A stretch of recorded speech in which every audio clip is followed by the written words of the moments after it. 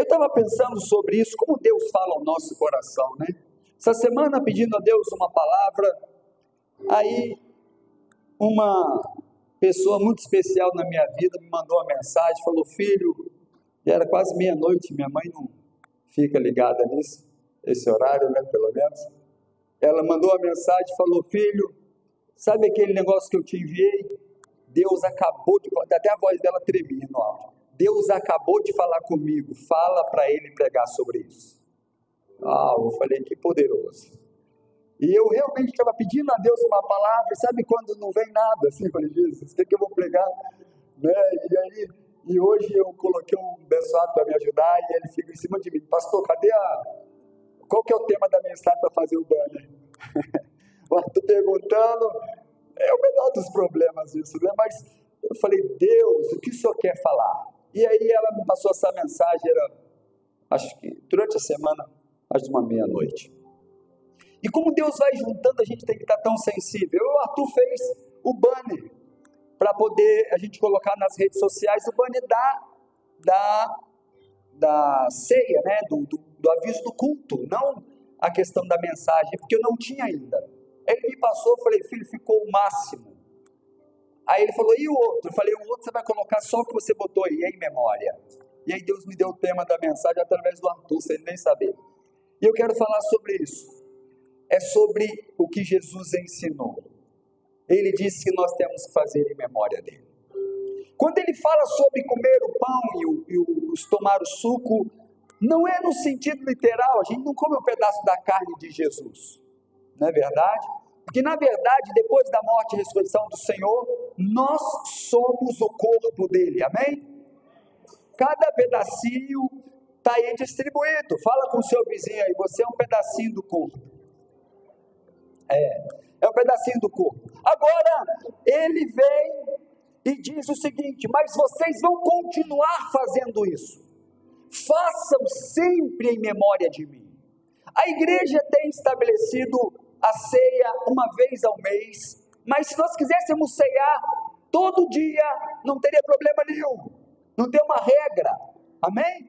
Podia ceiar todo domingo, por exemplo, mas ficou mais cômodo, como uma visão eclesiástica, fazer uma vez ao mês a ceia.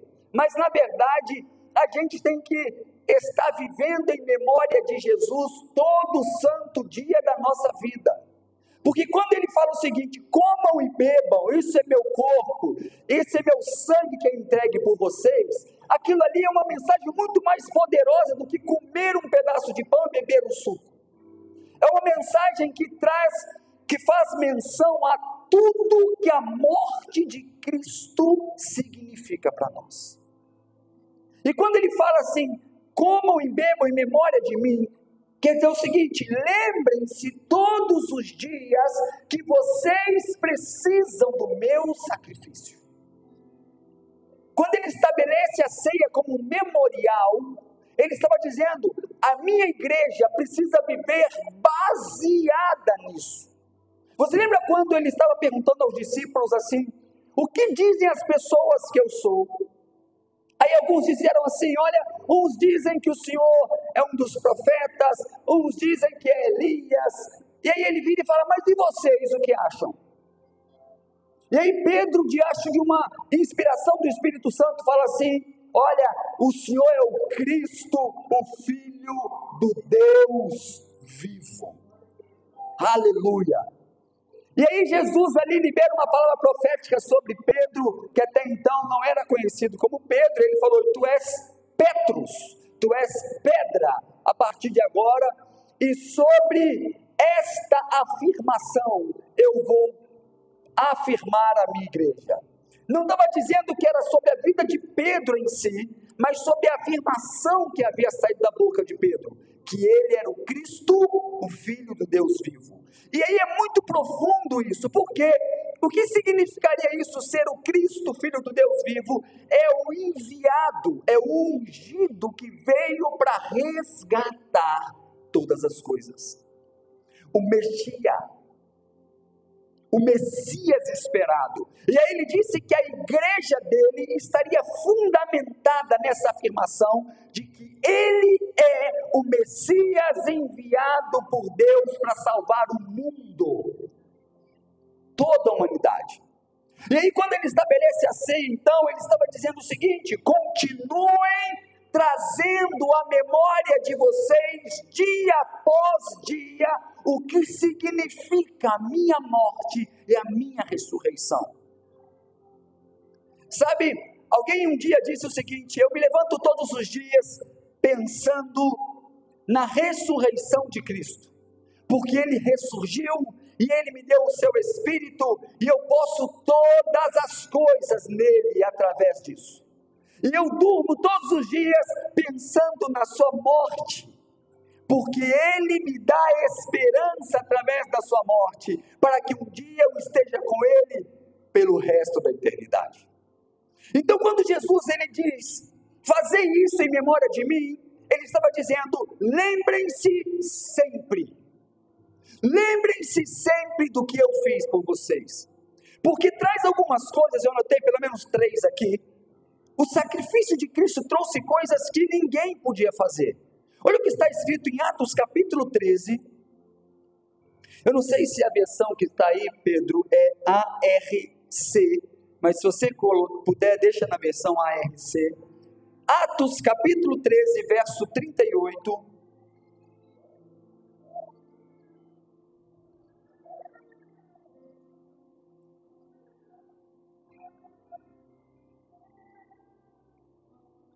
Olha o que está escrito.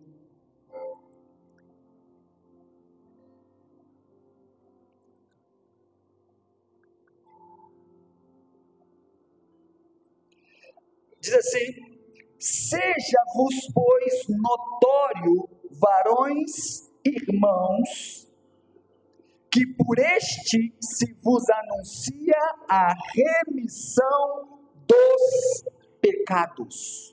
Está falando de Jesus. Amém? Por este se anuncia o quê? A remissão dos pecados. O verso 39 fala assim: e tudo o que pela lei de Moisés não pudeste ser justificados, por ele é justificado todo aquele que crê. Aleluia. Queridos, a mensagem do Evangelho é muito mais profunda, mas muito mais simples que muitas pessoas não conseguem entender. Ele é tão simples que às vezes traz dificuldade de entendimento, porque as pessoas estão acostumadas com uma religião.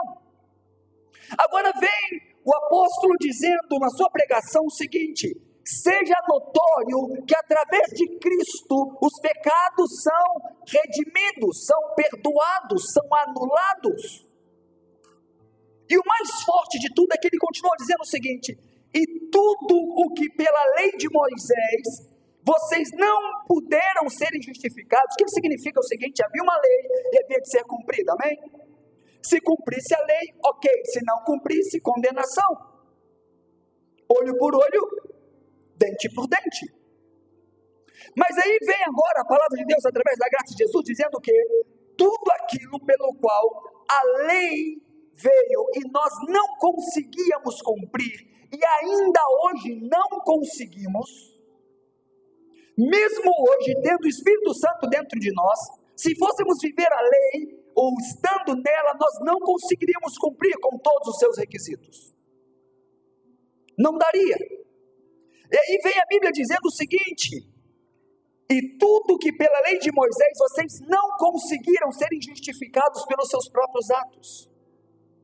Entenda uma coisa, irmãos, nós temos a consciência e o dever de viver uma nova vida em Cristo, mas também entendermos que, pelos nossos próprios atos, nós não vamos conquistar nada diante de Deus, porque todos nós pecamos. A única coisa que o homem merece sem Jesus é o inferno. Sabe, se nós somos dignos de alguma coisinha, é por conta da graça de Deus em Cristo. E a Bíblia está dizendo aqui que nós não conseguiríamos nos justificarmos pelas nossas ações. Então não quer dizer que eu vou viver uma vida regalada, uma vida de pecado, uma vida libertina. Não é isso. Porque o próprio apóstolo Paulo, ele fala o seguinte: uma vez livres do pecado, não volte a viver na mesma condenação. Vocês já não são escravos, são livres.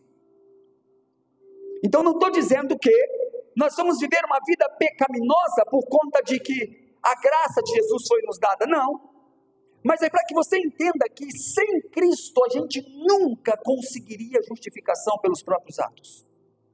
Nada que eu e você façamos, ou você e eu façamos, vai nos justificar diante de Deus e falar assim: olha, agora eu estou digno de ir para o céu. Nada. Pelo contrário. A Bíblia diz que não é por obras para que ninguém diga eu consegui, para que ninguém se glorie. Diga comigo assim: a justificação vem pela fé. E fé em crer que Jesus morreu por mim.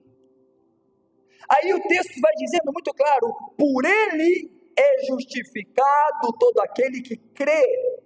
Mas eu quero que você me entenda o que significa isso, ser justificado diante de Deus. É que mesmo que eu tenha cometido um erro, eu quando me arrependo, aquele erro não deixou de ser erro. Sabe? Muitas pessoas pensam que justificação é eu chegar e falar assim: o Fabiano errou, então o que eu faço? Eu vou procurar saber o porquê, quais os motivos levaram ao erro, para tentar justificar o erro. Não é isso. Quando nós pecamos, Jesus não vai ver os motivos que nos levaram a pecar para chegar diante do Pai e falar assim: Pai, perdoa lá o Júlio porque ele pecou, mas foi por isso, eu estou te justificando. Isso não é justificação, é desculpa. Jesus não faz isso. Fala comigo assim: Jesus não dá desculpa, ele justifica. Mas a justificação de Cristo, tão pouco é chegar e falar assim: olha, então entenda, porque olha só, é tão difícil ser humano, a carne é fraca. Não é isso que é justificação. A justificação é o seguinte: Pai, o Júlio pecou e ele era digno de morte. Ele é digno do inferno. O pecado afasta ele do Senhor e de mim. A única coisa que ele merece é condenação. Porém, Pai, a condenação que estava para ser derramada sobre o Júlio, eu paguei. Eu posso escutar pelo menos um glória a Deus por isso. A condenação que ele merecia, eu tomei sobre mim. A morte que ele merecia, eu morri. Então a Bíblia diz que através do sacrifício de Cristo nós somos perdoados e justificados por Deus. Diz também a palavra de Deus o seguinte: justificados, pois, pela fé, temos paz com Deus.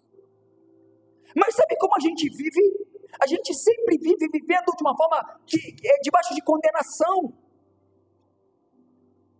A maioria dos crentes, a gente pergunta assim: cara, e se você morresse agora ou Jesus voltasse? As pessoas falam assim: não sei. Como assim não sei? Quando você fala assim, não sei, quer dizer o seguinte: eu acho que a salvação depende de mim. Se dependesse de mim, eu não estava lá. Realmente, meu irmão, se dependesse de você, esquece. Mas como ela dependeu de um só, o Cordeiro de Deus que tira o pecado do mundo. Quando alguém te perguntar assim: se você morrer agora, o que acontece? Pode falar assim: olha, eu vou voando igual um super-homem para o céu, porque alguém pagou o que eu não conseguia pagar. Alguém morreu por um pecado que eu não conseguia pagar. Isso é graça, é favor imerecido. E aí quando Jesus fala assim, em memória, lembrem-se que eu morri por vocês. Os seus pecados são perdoados. Vocês estão em paz com Deus. Às vezes eu me assusto, não falo nada, mas me assusto. Vamos fazer um grupo de oração. Todo mundo dá a mão.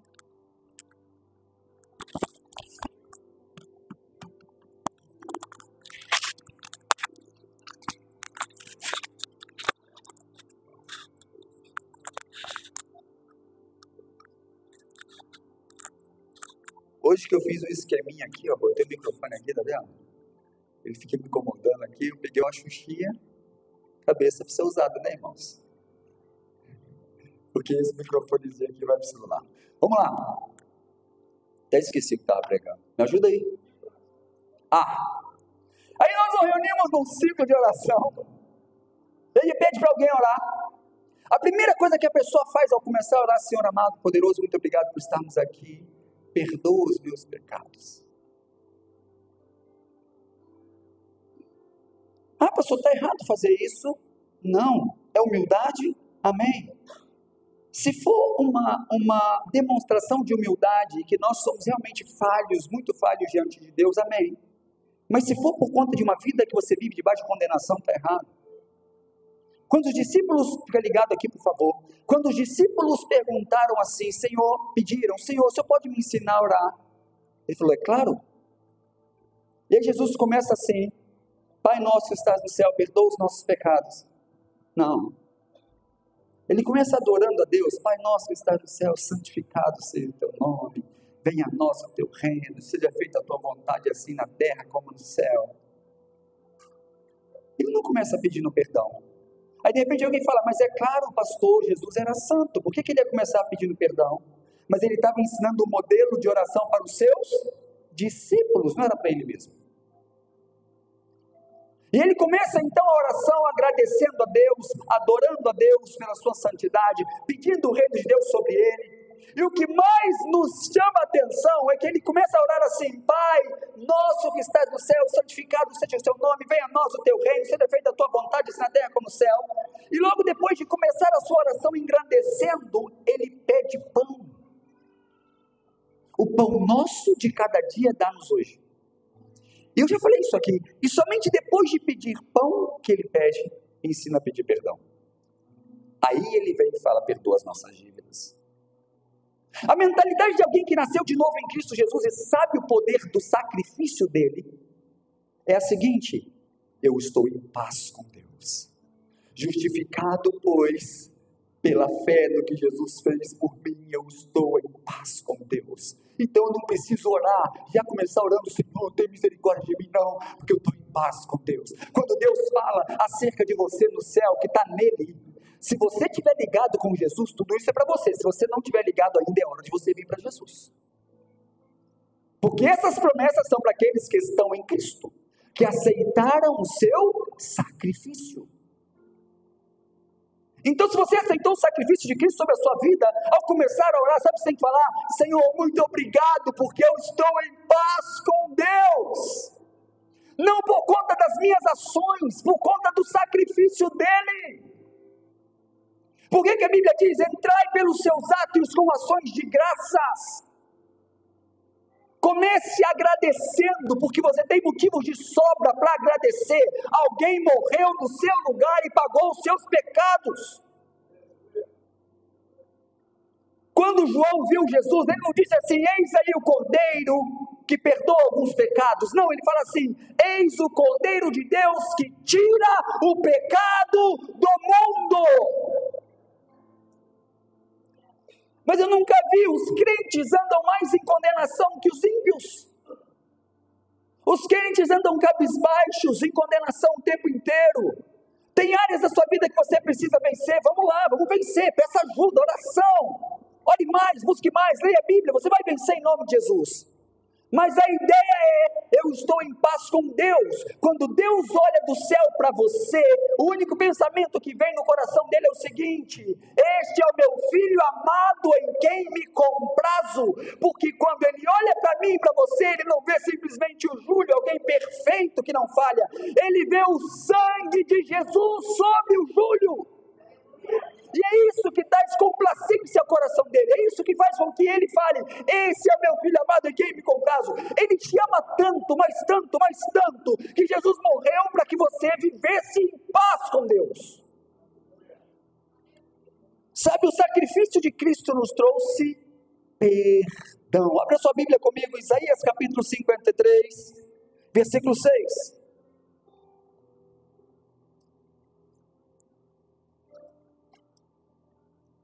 Às vezes nós ceiamos, mas não tomamos posse daquilo que a Bíblia diz sobre a ceia. É em memória daquilo que Ele fez. Traga à sua memória aquilo que Ele conquistou por você. Traga à sua memória o perdão dos seus pecados. Você não vive mais em condenação. Olha o que está escrito, Isaías 53:6. Todos nós, diga comigo, todos nós. Querido, não é um ou outro, somos todos nós. E como nós estávamos, diz aí, andávamos desgarrados como ovelhas. Cada um se desviava pelo seu caminho.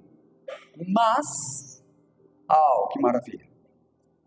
O Senhor fez cair sobre ele a iniquidade de nós todos. Não atue como um desgarrado estando no aprisco. Se Jesus morreu por você e você reconheceu esse sacrifício e você vive para Ele, não atue como um desgarrado estando dentro do aprisco. Porque Ele fez cair sobre Ele todos os nossos pecados. Toda a nossa iniquidade estava sobre Ele naquela cruz. Não viva debaixo de condenação, não viva debaixo do jugo das trevas. Eu preguei aqui, acho que semana passada, a mente. Não ouça o diabo nem a sua própria mente. Se tem alguma coisa que a gente faz é nos sabotar. Sabe? Não é você pegar uma questão dessa e trazer como libertinagem, agora eu faço o que quero da minha vida, Jesus morreu por mim, pagou meus pecados. Não é isso. Porque se nós vivemos como ovelhas desgarradas, quer dizer que nós não aceitamos o sacrifício. Mas se você serve a Deus, se você toma posse daquilo que Jesus fez por você, se você crê no sacrifício de Cristo, vive para Ele, vai ficar vivendo debaixo de condenação? Vai ficar vivendo debaixo de acusação? Será que é isso mesmo que Deus quer de você? Sai dessa, meu irmão. O sacrifício de Cristo trouxe perdão. E tem pessoas que vêm aqui na ceia e ceiam aquela semana e ele fala, eu estou perdoado.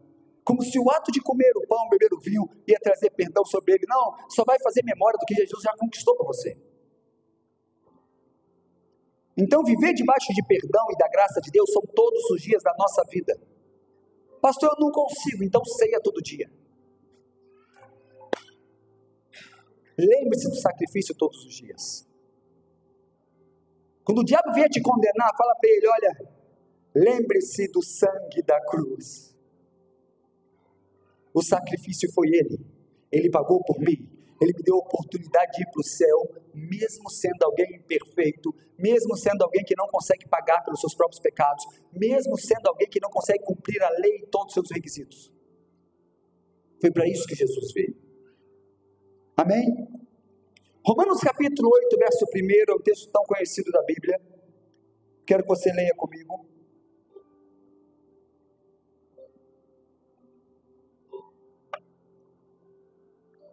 Romanos 8, versículo 1.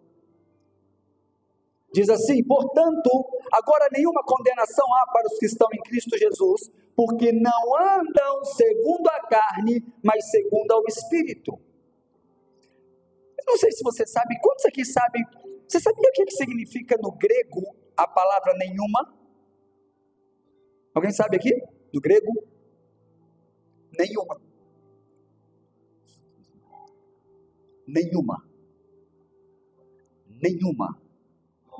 Nenhuma condenação. Portanto, agora que você está em Cristo, nenhuma condenação há para aqueles que estão nele. Não é uma ou outra, é nenhuma. E aí a Bíblia continua dizendo, com a sua maravilhosa inspiração, dada pelo Espírito Santo, que não andam segundo a carne, mas senão pelo Espírito. Deixa eu dizer uma coisa para você. Enquanto você não tomar posse das verdades bíblicas de Deus para a sua vida, você nunca vai conseguir vencer os pecados que te atormentam. Qual é a primeira verdade que você precisa tomar posse para você viver uma vida santa e no Espírito? Os meus pecados em Cristo foram perdoados. Por quê? Porque você vai criando uma nova mentalidade. Eu não sou mais um pecador, eu sou santo através de Cristo. Você está entendendo o que eu estou dizendo? Porque olha só, querido, se você andar com Jesus, mas com a mentalidade de condenado, você nunca vai vencer as coisas que te atrapalham. Nunca. Por quê? Porque a sua mentalidade condenada vai te afastar do seu Deus. Porque ninguém que se sente condenado consegue ter comunhão com Deus.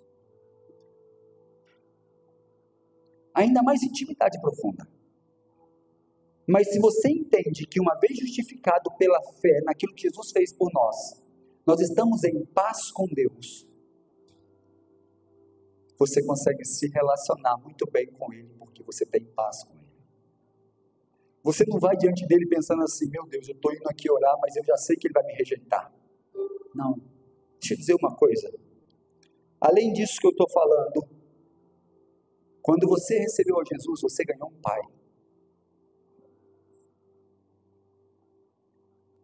E eu não sei você, de repente você não tem uma figura paterna, mas todas as vezes que eu precisei do meu pai, graças a Deus ele estava lá. Mesmo nos meus erros. Mesmo que eu escute dele assim, olha só cara, você errou. Mas sempre tem um mas depois. E por que com Deus a gente não pensa que Ele está disposto a nos ajudar? Se você chegou para Ele, abriu o seu coração pedindo ajuda de verdade, e falou, pai, olha, eu não tenho conseguido tal e tal coisa. Você sabia que até para orar mais a gente precisa da graça de Deus? Porque se não for pela graça, a gente, pela nossa carne, a gente não consegue, gente. Quantas vezes eu falo, Senhor, me dá graça para que eu possa orar mais. Me dá graça para que eu possa buscar mais. Me dá graça para que eu possa ler mais. Me dá graça para que eu possa me entregar mais. Porque se depender de mim mesmo, eu não consigo. Para de pensar que existem super santos. Todos passamos por dificuldades. Não é fácil, não é só para você não.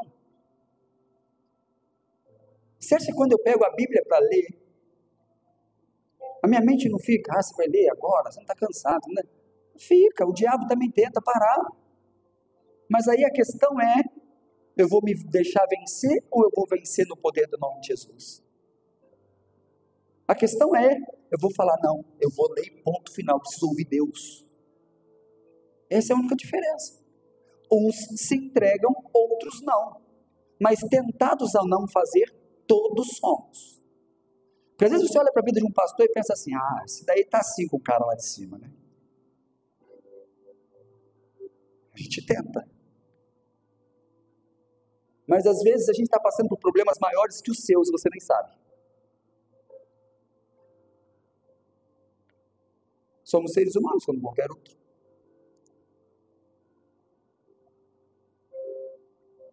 Às vezes esses pastores sobem no púlpito mais quebrados que muitos. E orando por muitos. Somos seres humanos. Dependemos do sacrifício de Jesus como qualquer outro. E ai de mim se não fosse o sacrifício de Jesus. Ai de mim. Eu só posso estar aqui em cima por conta do sacrifício dele. Não é por conta do meu merecimento. Eu não mereço nada. Sabe, eu não mereço nada. Agora precisamos entender que uma vez em Cristo, em memória traz mais um significado. Estamos livres de toda condenação. Em Cristo você é livre de toda condenação. Volto a dizer, não quero dizer que você está livre para fazer o que, como diz para o que dá la gana. O que eu quero, eu faço o que eu quiser e pronto, acabou e vou morrer e vou para o céu assim mesmo. Não vai nessa. Porque você pode ter uma surpresa ruim. Mas se você está vivendo para Jesus, tentando com todas as suas forças se santificar para Ele, creia no que a Bíblia diz acerca do sacrifício dele por você. Não há condenação. Vá diante do seu Pai, porque você tem Pai. Você tem pai. É alguém que está disposto a pegar a sua mão e falar: vamos lá, filho, eu quero te ajudar. Mas presta atenção numa coisa: você precisa mudar nisso. Não está legal, mas eu estou disposto a te ajudar. Sabe, a maior tristeza é vermos, às vezes, pedras tão preciosas na lama, enquanto tem um Deus disposto a enfiar a mão na lama e lavá-las. Quando Jesus veio a essa terra e morreu por nós, ele literalmente entrou na lama para nos tirar dela. Porque a morte de Jesus naquela cruz estava dizendo que a maioria dos judeus que não creram o condenaram como um blasfemo pecador. E realmente, naquele momento, era o que ele estava fazendo em nosso lugar.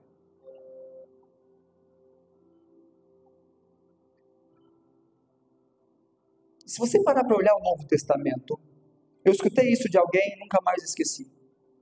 Marcou a minha vida. Jesus, quando se referia a Deus, em todas as suas falas, ele se referia a Deus como seu Pai. Amém? Você não vê Jesus falando assim, porque Deus, ele fala Pai, nosso Pai, o meu Pai. Eu faço as obras que o meu Pai me mandou fazer. Eu só faço aquilo que eu vejo o meu Pai fazer. Tudo que vocês pedirem ao meu Pai, em meu nome, eu vos concederei. Todo o tempo do ministério de Jesus e da vida dele, ele se referia a Deus como Pai. Só tem um momento que ele não faz isso. Quando ele estava na cruz, ele fala: Deus meu, por que me desamparaste? Porque naquele momento, por conta do meu pecado, do seu pecado, o Pai teve que virar as costas para ele. E ali naquela cruz já não estava o filho. Ali na cruz já estavam os que eram para ser condenados. Ali na cruz já estava a imundície do pecado. Mesmo que ele não tinha nenhum pecado, mas naquele momento ele se fez pecado por nós. E naquele momento foi o único momento da vida de Jesus na terra que ele sente falta da presença do Pai. O único momento. Porque quando o Pai olha para ele ali, ele não estava vendo o seu filho, estava vendo você e eu, que não éramos filhos. E a fala de Jesus ali era a fala de alguém como que não era de filho, mas alguém que estava querendo por um Deus. Ele fala: Deus meu, por que o Senhor me desamparou?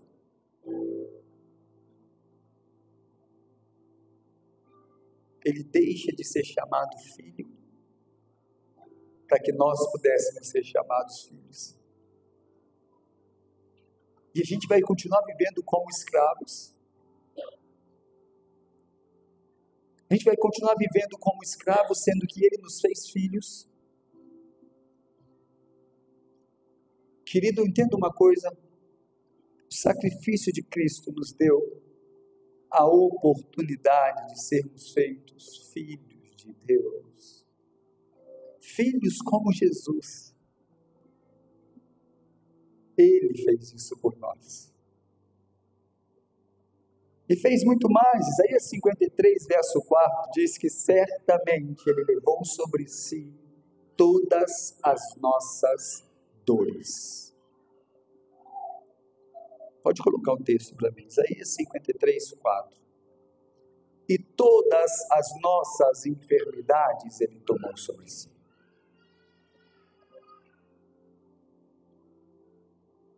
Eu queria pregar toda essa mensagem hoje, mas nós estamos ainda na introdução.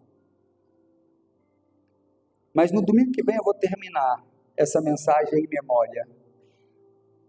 Porque a coisa mais importante que Jesus conquistou na cruz, você vai aprender domingo que vem. Amém? Então fala com o vizinho, sim, você não vai faltar. Aí alguém pensa assim, pastor, mas agora eu vejo no YouTube, eu não vou postar na semana que vem, então.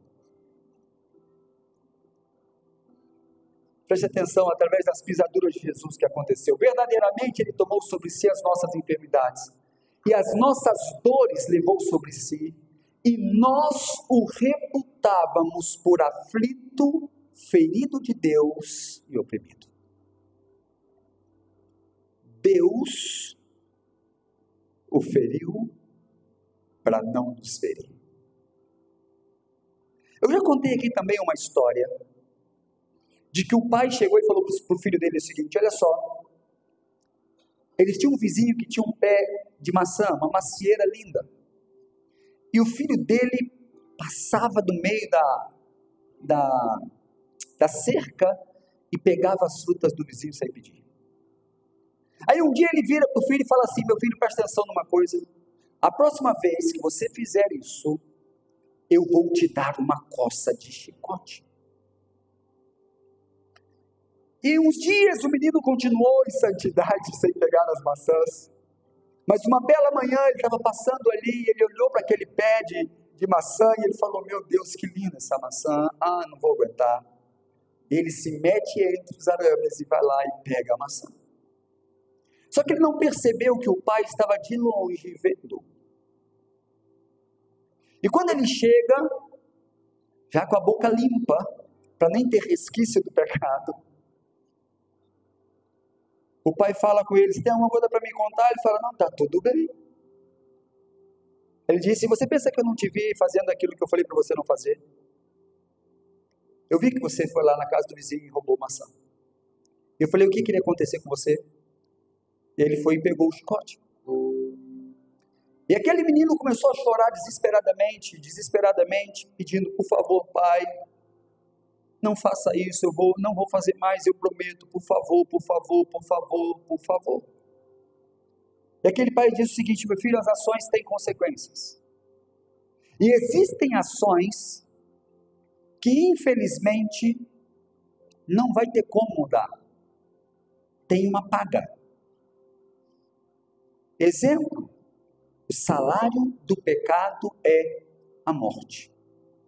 Então, para o pecado ser perdoado, alguém precisava morrer. E a minha palavra como pai não volta atrás. Eu não posso voltar atrás com a minha palavra. E o menino continua a chorar, já triste, mas convencido que iria tomar uma coça. E aquele pai com um coração muito compassivo, ele fala o seguinte: só tem uma coisa que eu posso fazer. A primeira delas é que eu não posso deixar de cumprir a minha palavra. Ela vai ter que acontecer. O castigo pelo pecado precisa vir. A morte vai entrar. Mas como eu te amo, eu quero te livrar.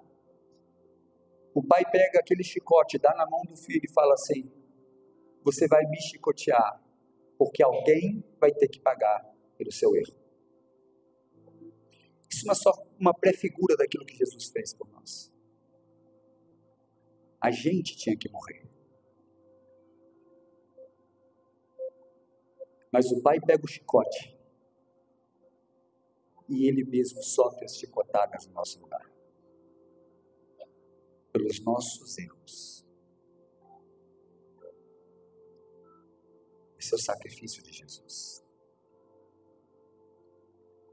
E pelas suas pisaduras, pelas suas dores, pelas suas chicotadas, nós somos curados, perdoados, livres de toda a condenação.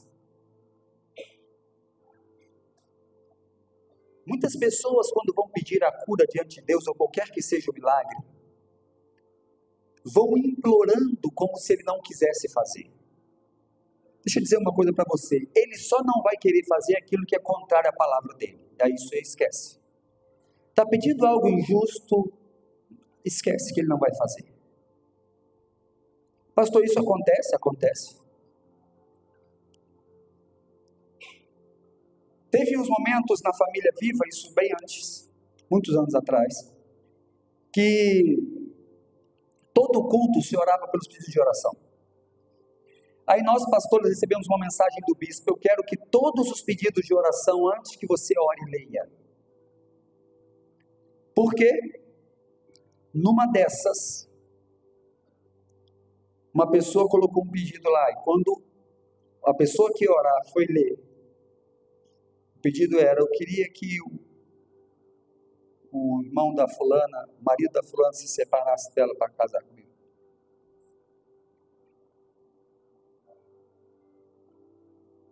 Acontece. Amarrado sem força, né, irmão?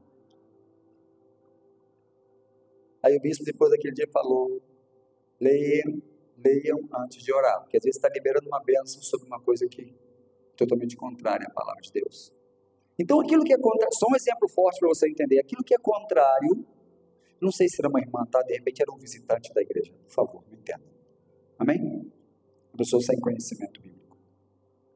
Mas não sei se você está me entendendo, eu quero dizer o seguinte: se for pecado e não for para a glória de Deus, e não for justo, Deus não vai te dar. Aí não precisa nem pedir. Mas se é para a glória de Deus, é para o seu bem, para a sua família, por que você acredita que Ele não quer te dar? Ah, porque eu tenho erros, pastor. Quem não tem, querido? Foi por isso que Jesus morreu, Ele memória de mim. Entrai, pois, confiadamente diante do trono da graça, e encontrarão oportuno socorro, por conta do sacrifício de Jesus. A única coisa que você precisa é fé.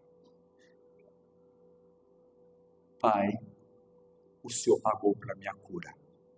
Eu não mereço, mas eu creio. Pai, o Senhor pagou pela minha prosperidade, eu não mereço, mas eu creio. Pai, o Senhor pagou pela minha felicidade, eu não mereço, mas eu creio. Você acha que Deus tem prazer em ver seus filhos sofrerem? Jamais.